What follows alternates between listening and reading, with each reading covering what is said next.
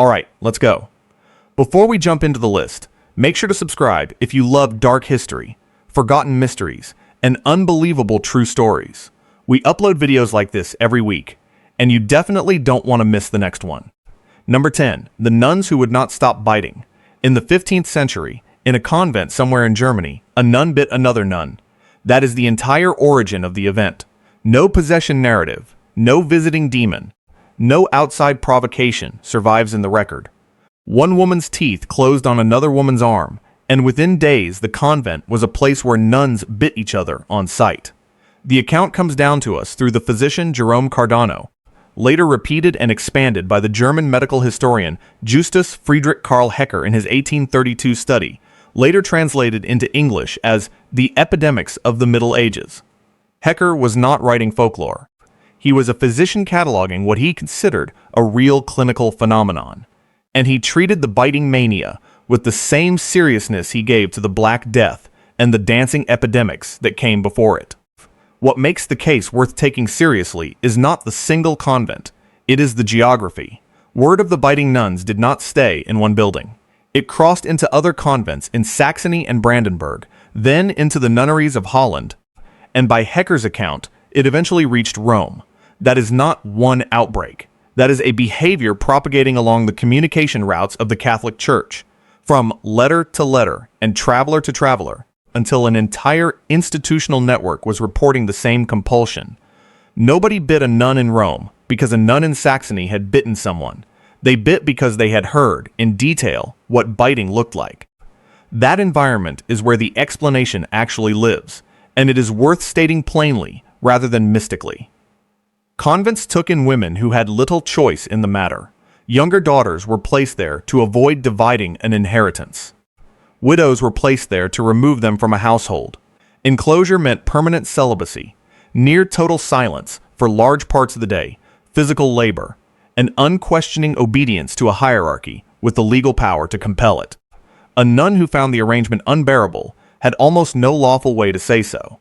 The German theologian Johann Jacob Zimmermann, writing decades later, concluded that solitude of exactly this kind produced what he called a fantastic affection in cloistered women, and while his framing carries the condescension of his century, the underlying observation was not wrong.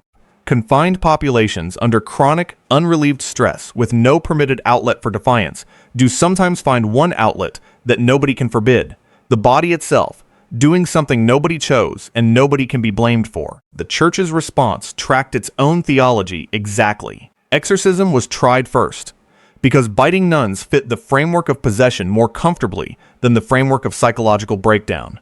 It failed. What worked, according to every version of the account, was neither prayer nor ritual. It was the threat of a flogging. Once biting carried a guaranteed physical punishment attached to the individual rather than the convent, the epidemic subsided convent by convent. That detail should trouble anyone tempted to read this story as quaint. A punishment threat stopping a mass compulsion tells you the compulsion was never fully involuntary in the way convulsive disease is involuntary. It tells you there was a person inside the behavior who could still calculate consequences, even while something in her was compelled to act. Historians of mass hysteria, including the modern researcher Robert Bartholomew, have used cases exactly like this one to argue that so-called motor hysteria in closed institutions is best understood as a release valve, not a disease vector. The valve worked because someone finally made it more costly than the silence it was breaking. Almost the same set of conditions, in almost the same decades, produced a stranger companion case. A nun in a convent in northern France began to meow. Within roughly a week, by the surviving accounts, the entire community was meowing together, organizing themselves into sessions that lasted for hours at a stretch, audible outside the walls. In medieval Christian symbolism, the cat was not a household pet. It was an animal associated directly with the devil, which means that what the neighboring town heard drifting over the convent wall was, in their framework, the sound of possession set to a schedule. Soldiers were eventually sent to stop it, and the method was the same one that ended the biting, beating, or the credible threat of it until the sound stopped. 2 separate convents, 2 separate symptoms, and 1 identical off switch. That repetition is the actual data point here, more than either individual episode. Whatever this was, it obeyed the same rule of enforcement everywhere it appeared, which is not typically how you'd expect an actual infectious pathogen to behave. It is exactly how you'd expect a shared cultural script to behave once the institution holding it stopped tolerating the performance. Number 9. The crusade led by children who might not have been children at all. In the spring of 1212, a boy named Stephen of Cloyes, said to be about 12 years old, told the people around him that Christ had appeared to him disguised as a pilgrim and instructed him to lead a crusade to Jerusalem, not through conquest, but through faith alone. He began preaching in the countryside near Vendôme. What happened next is, by any accounting, one of the strangest movements in medieval European history. Thousands of people, by some contemporary estimates as many as 30,000, gathered around him and began walking south toward the Mediterranean. A parallel movement rose almost simultaneously in the German lands around a boy named Nicholas, following the same basic script independently. Neither movement had papal sanction, neither had noble backing, neither had weapons, provisions, or a plan for crossing the sea once they arrived at it. Stephen's group reached Paris and requested an audience with King Philip II. He refused to receive them and, on the advice of the theology masters at the University of Paris, told them to go home. Some did. Many did not. The remainder pressed on to Marseille, arrived at the coast, and waited for the sea to part in front of them, the way the Red Sea had parted for Moses. It did not part. For days, the crowd stood on the docks in a state surviving chronicles described as bewildered devastation. 2 local merchants, later named in the sources as Hugh the Iron and William the Pig, then stepped forward and offered 7 ships, free of charge, to carry the pilgrims across the water. To a crowd already primed to interpret every event as divine confirmation, free passage from strangers looked exactly like the sign they had been promised. What happened to those who boarded is contested by scholars. But the darkest surviving version, repeated across several later chronicles, holds that 2 of the ships were wrecked in a storm, with everyone aboard lost, and that the remaining 5 delivered their passengers directly into slavery in North Africa, the entire voyage having been a trafficking operation, dressed as charity from the start. Other historians treat that ending as later embellishment layered onto a genuinely confused and thinly documented event. What is not contested is that the movement vanished from the historical record almost as suddenly as it appeared, with no confirmed mass return of Stephen's followers to their home villages. The identity of the children themselves is where modern scholarship has done the most damage to the popular version of the story. In 1977, the Dutch historian Peter Rates re-examined the Latin chronicles and the specific word they use for the participants, pueri. Pueri can mean children literally, but it was also medieval Latin shorthand for the socially small, the landless and marginal poor, regardless of age. Retz, and later the historian Gary Dixon, working independently, concluded that the so-called Children's Crusade was most plausibly a movement of impoverished adults and adolescents from the lowest rung of rural society.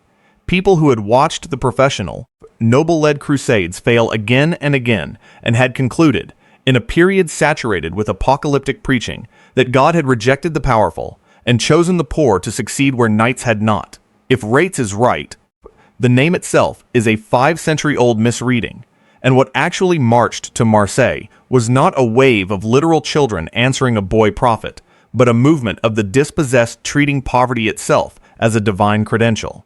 Either reading leaves the same unsettling core intact, a movement with no weapons, no funding, no ecclesiastical approval, and arguably no coherent plan managed to pull tens of thousands of people out of their homes and march them toward a sea that never parted, whether they were children or the adult poor changes who we should grieve for. It does not change how easily the mechanism worked. Number 8. The day the Piper of Hamelin came back for payment, on the 26th of June, 1284, on the feast day of Saints John and Paul. Something happened in the town of Hamelin in Lower Saxony that its own citizens were still mourning 100 years later. We know this because of a line entered into the town's own chronicle in 1384, stated with a flatness more disturbing than any embellishment could be. It is 100 years since our children left. Around the year 1300, a stained glass window was installed in Hamelin's market church, close enough to the event to have been commissioned by people who remembered it directly, showing a piper dressed in bright, mismatched colors, leading a procession of children in white. It survived until the 17th century, but multiple written descriptions of its imagery exist from before its destruction. A Latin verse from the Lüneburg manuscript, dated to around 1440, gives the fullest surviving early account. In the year 1204, on the day of Saints John and Paul, 130 children born in Hamelin were led out by a piper clothed in many colors and lost at the place of execution near the hill. No version this early mentions rats. That detail is worth sitting with, because the rat catcher plot, the one everybody actually knows, does not appear in the written record until the middle of the 16th century, more than 200 years after the fact. Whatever happened to Hamelin's children in 1284, the town did not originally explain it as an act of civic betrayal over an unpaid pest control bill. The rats were added later. Once the story needed a villain the audience could understand, and a moral about broken promises the town could teach with a clear conscience. So what does the earliest layer of evidence actually support? Historians have converged on a small number of competing readings, and none of them can currently be proven. One is emigration. German colonization efforts were actively recruiting settlers for new territories in the East during exactly this period, and some scholars have connected a nobleman named Nicholas von Spiegelberg, tied to Eastern settlement schemes, to a possible recruitment drive in Hamelin around 1284, with place names in regions like the Uckermark, echoing Hamelin area surnames. On this reading, the town's children did not die.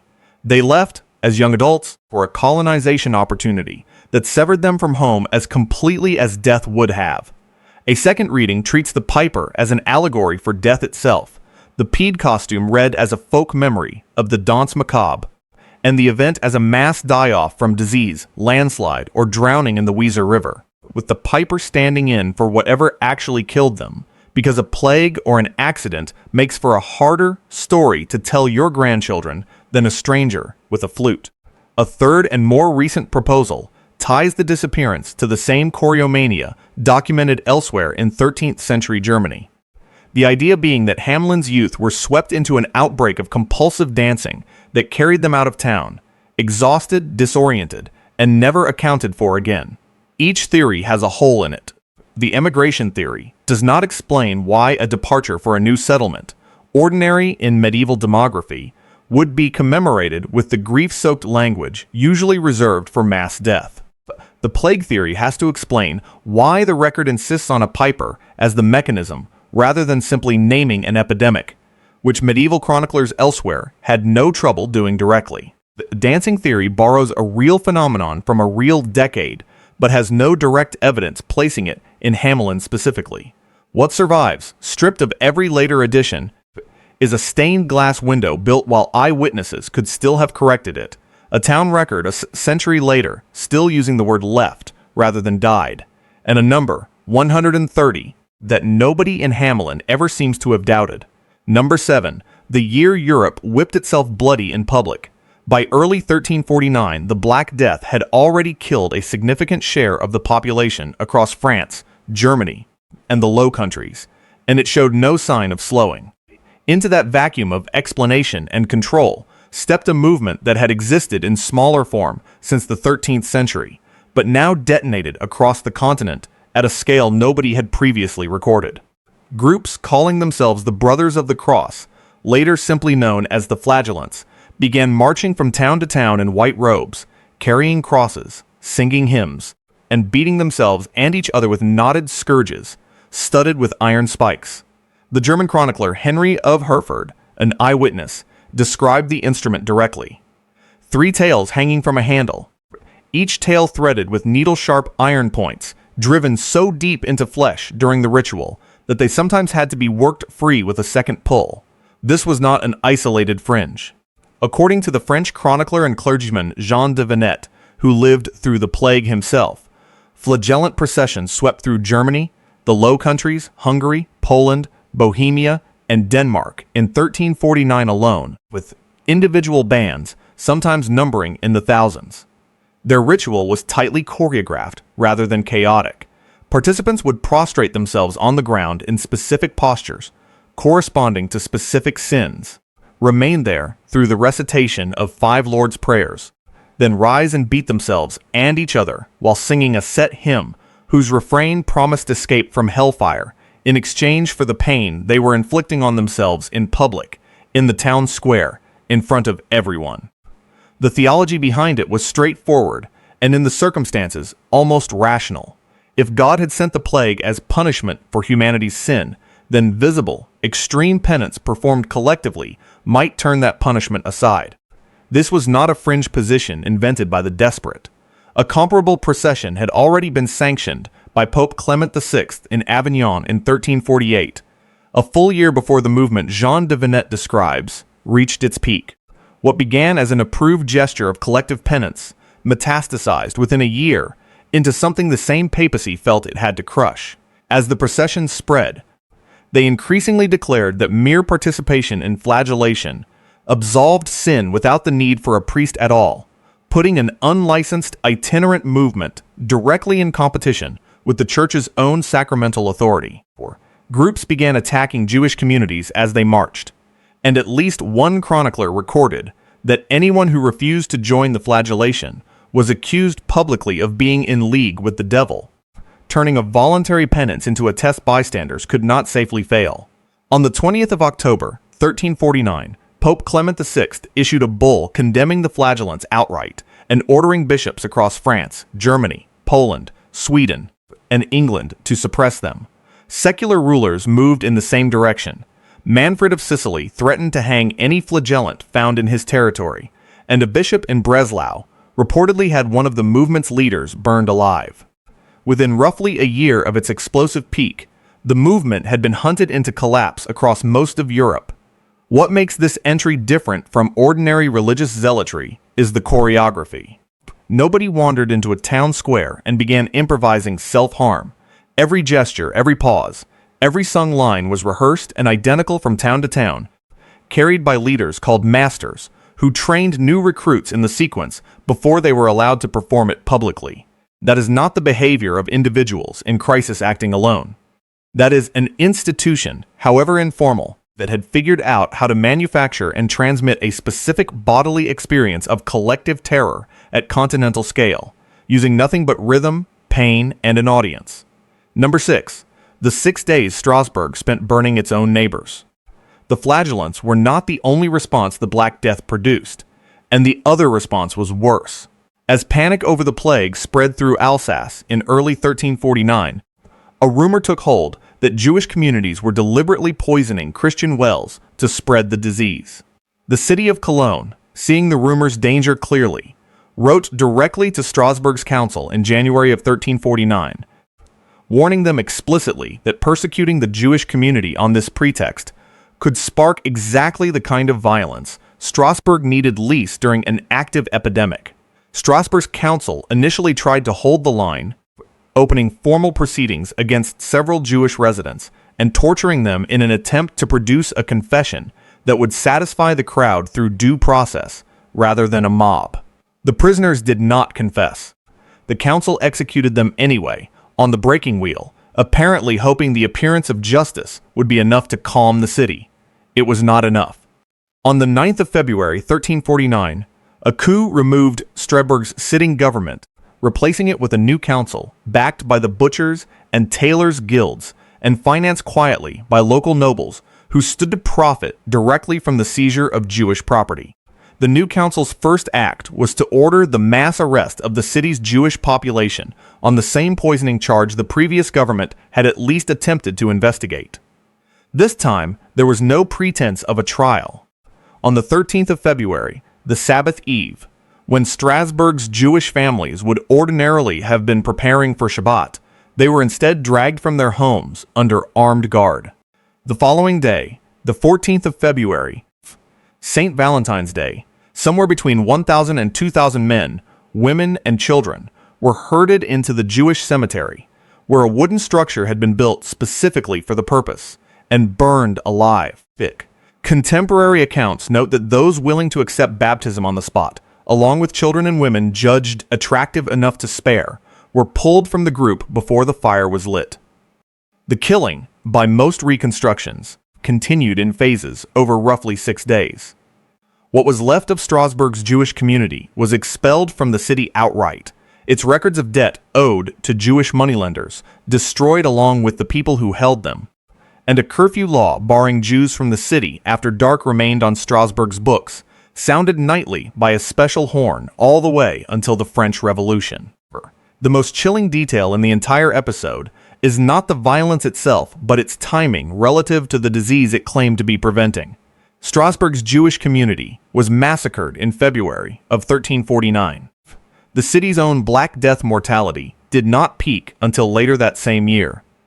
The people burned in the cemetery were killed as a preventative measure against a catastrophe still arriving, based on an accusation Pope Clement VI himself had already formally condemned twice in writing, describing anyone who believed it as having been seduced by that liar, the devil.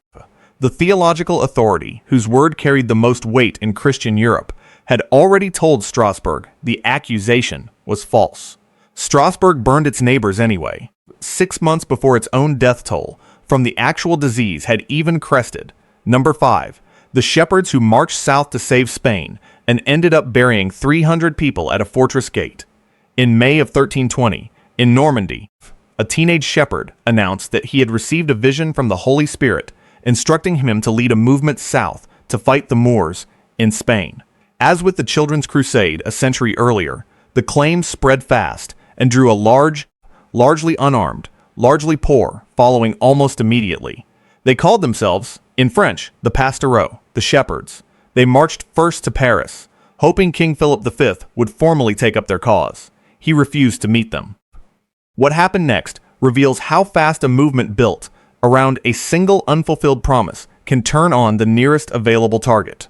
Denied royal backing, the Pastoreaux began attacking the institutions they blamed for their frustration: royal officials, castles, priests who tried to restrain them, and communities of lepers, accused in this period of conspiring with outside enemies to poison water supplies. But their consistent primary target, city after city, was Jewish communities.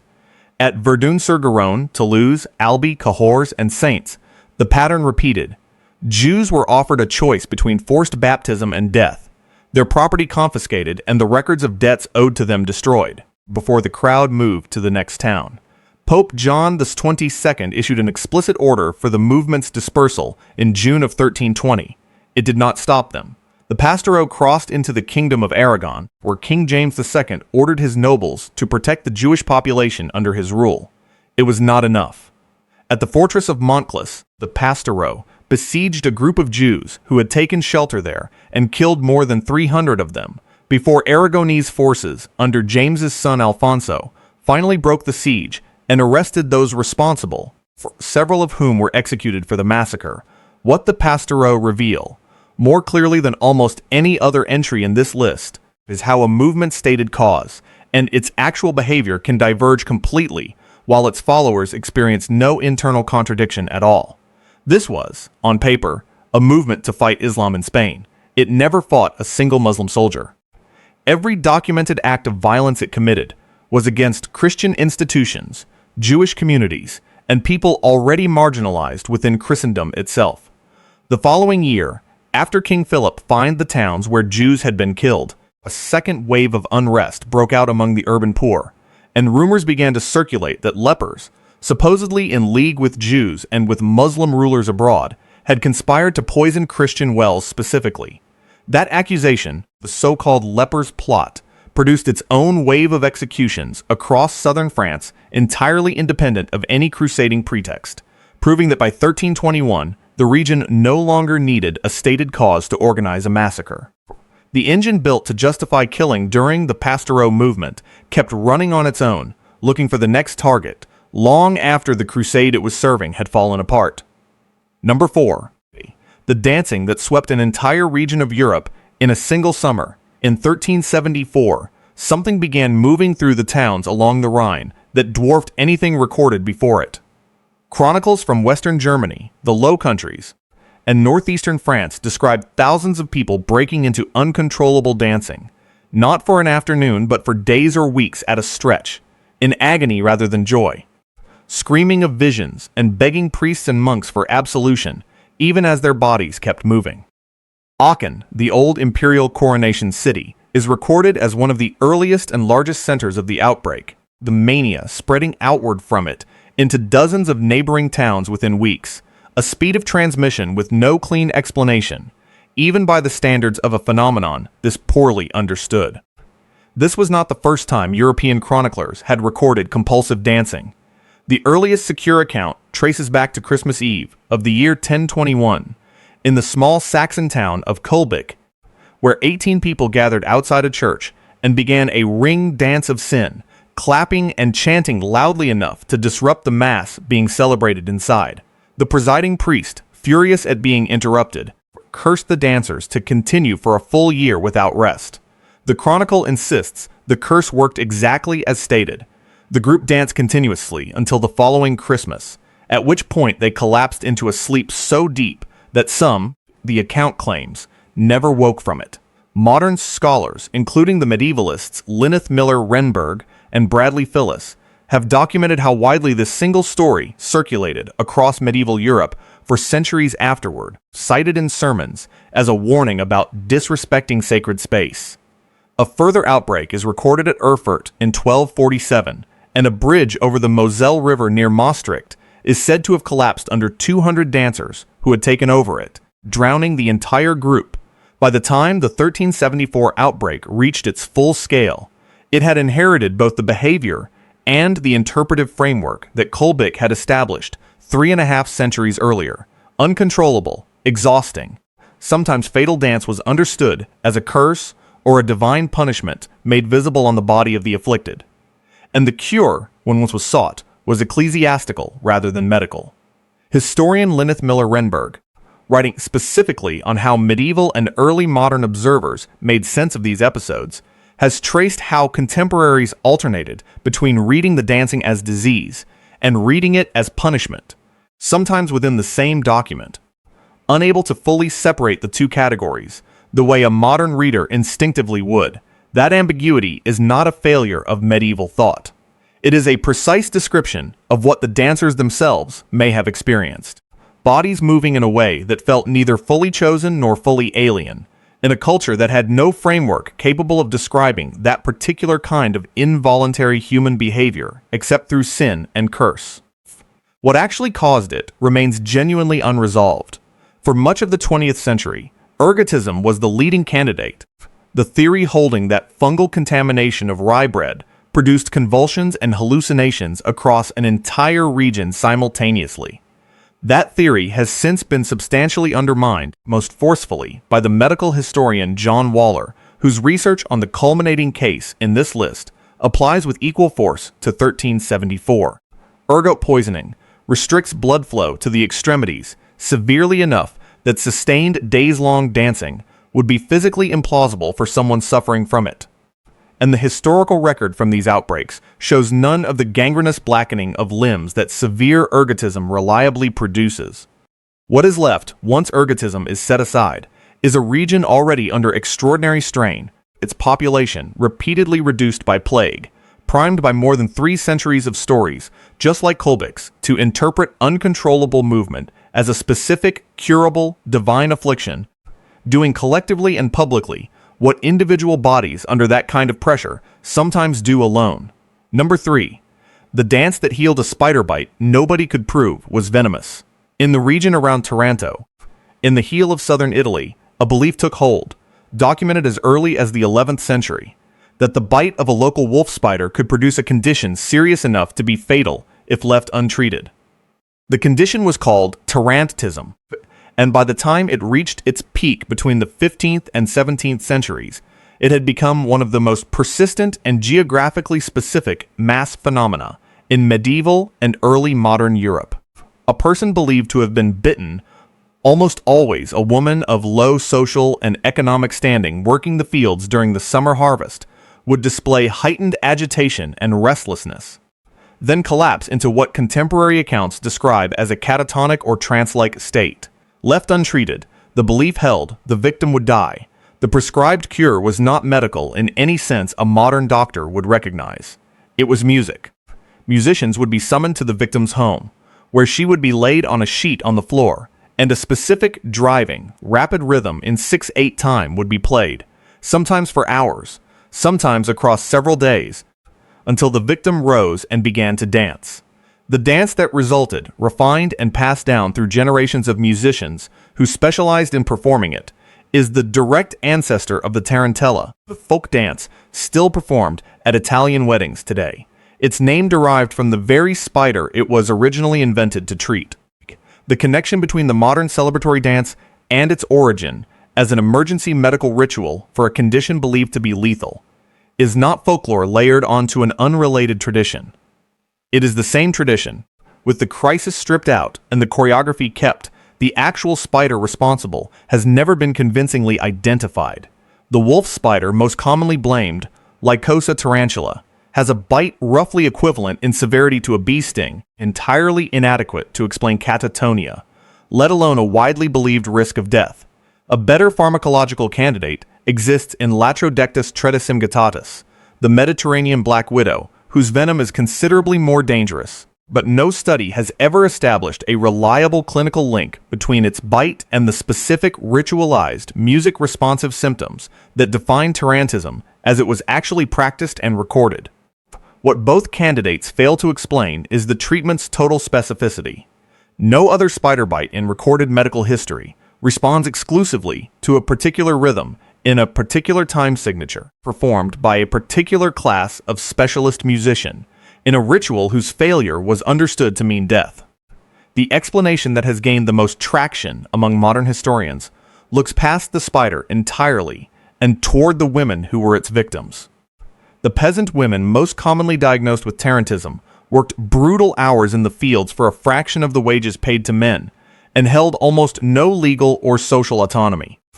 Tarantism offered something no other sanctioned channel in their lives could provide. Days during which a woman's collapse and violent physical release were not just tolerated but actively organized and funded by the community around her. An entire household reorganized around her need to move and be witnessed moving. A bite that could never be examined and a venom whose potency could never be verified made this the one crisis in a Salento woman's year that could not be denied or minimized by the men around her. Whatever the spider actually was, the dance it demanded was real, and it kept happening every summer in the same region for roughly 600 years. Number 2, the trumpet in the temple with no visible mouth behind it.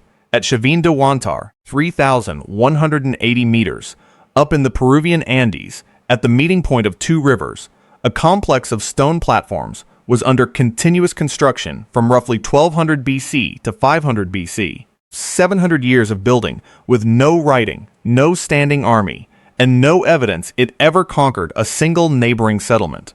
And yet it drew pilgrims from across the breadth of Peru for 30 consecutive generations.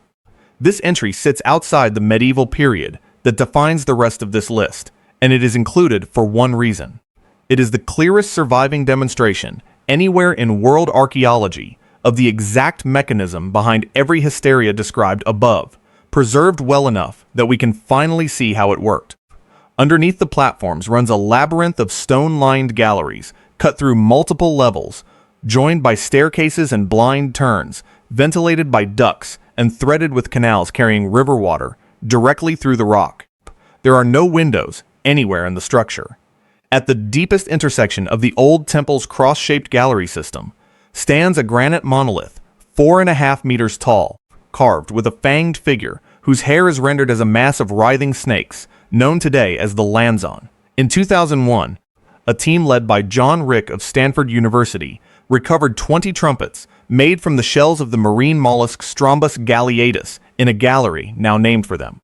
Acoustic research led by Miriam Kohler later demonstrated that specific ducts within the complex amplify precisely the frequency range those trumpets produce by 10 to 20 decibels, carrying the sound between the sealed interior chambers and the sunken plaza outside. A person standing in that plaza would hear something close to a human voice emerging from solid stone, with no visible source, while water moving through the hidden canal system added a constant, sourceless roar underneath it. Then, in 2017, excavators opened a gallery sealed since roughly 500 BC and never entered again. Inside were 23 objects worked from bone and shell into tubes and small spoons.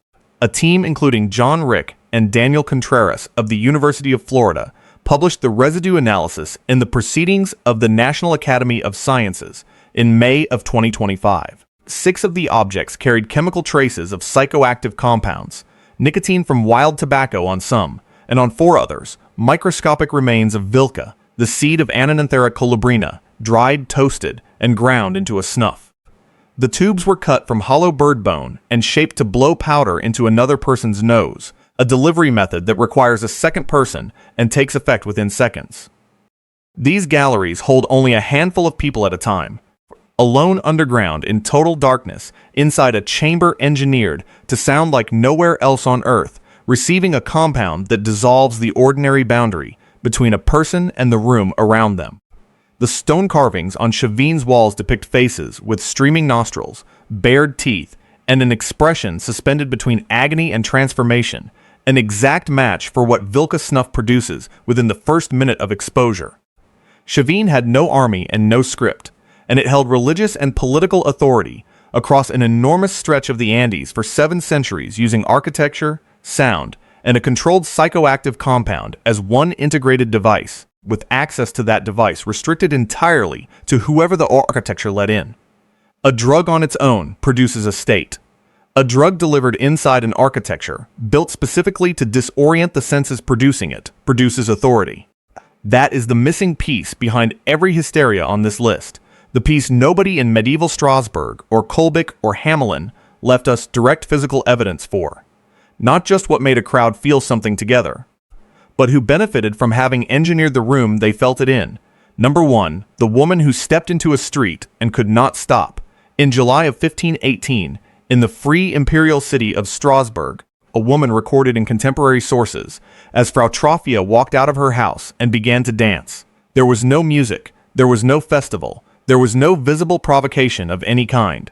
She continued for hours, alone, in the summer heat, until she collapsed from exhaustion, and then, according to every surviving account, she got back up within hours and began again.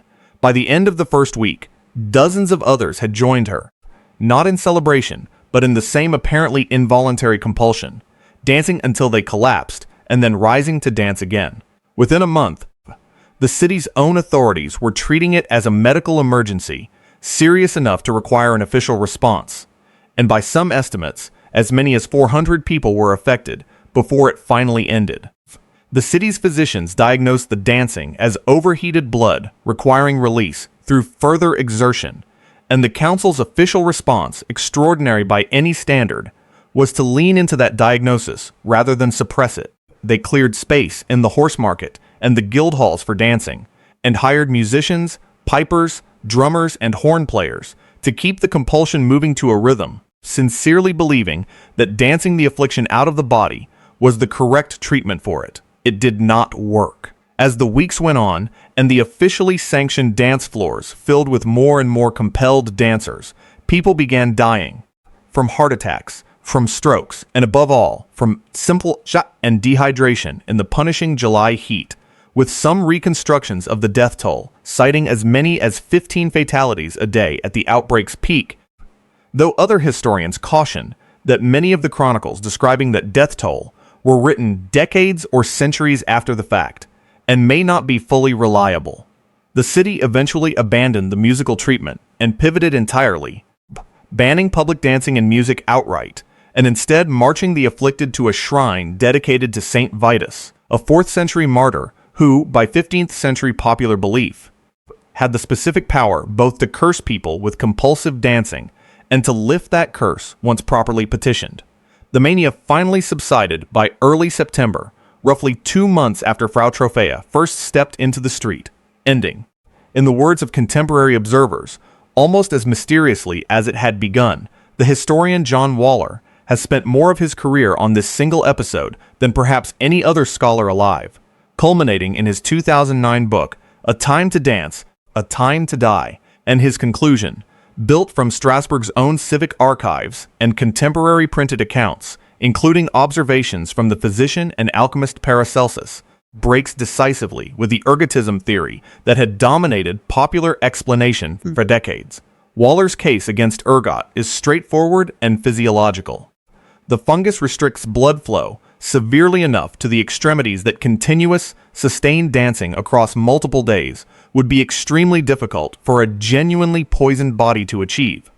And none of Strasbourg's surviving accounts describe the blackened, gangrenous limbs that heavy ergot poisoning reliably produces elsewhere in the record. In their place, Waller builds a case for stress-induced mass psychogenic illness. Strasbourg in 1518 was not a stable city having an inexplicable bad summer. It was a population already flattened by repeated crop failures, active famine, and outbreaks of both smallpox and syphilis, layered on top of decades of accumulating apocalyptic anxiety stretching back to the 1492 comet, widely interpreted as a portent of the world's end. Into a population primed by deprivation and religious dread, the specific cultural belief in St. Vitus's power to curse a person with dancing offered what generic despair could not: a shared, legible script for a breakdown.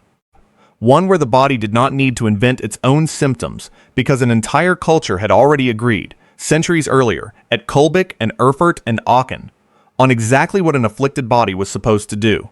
That is the full mechanism, laid bare in its final and most extensively documented instance. A body under genuine, unbearable strain does not simply break in a random direction.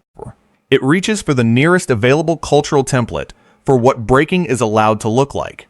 And once enough bodies in the same place reach for the same template at once, the town around them stops being a collection of individuals and starts behaving like a single organism running one script. Strasbourg's council tried to cure that organism with music because their science told them a dancing plague required dancing to burn itself out. They were wrong about the mechanism and, in a strange way, almost right about the diagnosis. The city was not sick with a disease. It was sick with an idea it had inherited from 500 years of towns exactly like it. And once enough people in one place believed the same impossible thing about their own bodies at the same time, believing it was enough to make it true. If you want to see more videos like this, click the video on screen now and make sure to subscribe.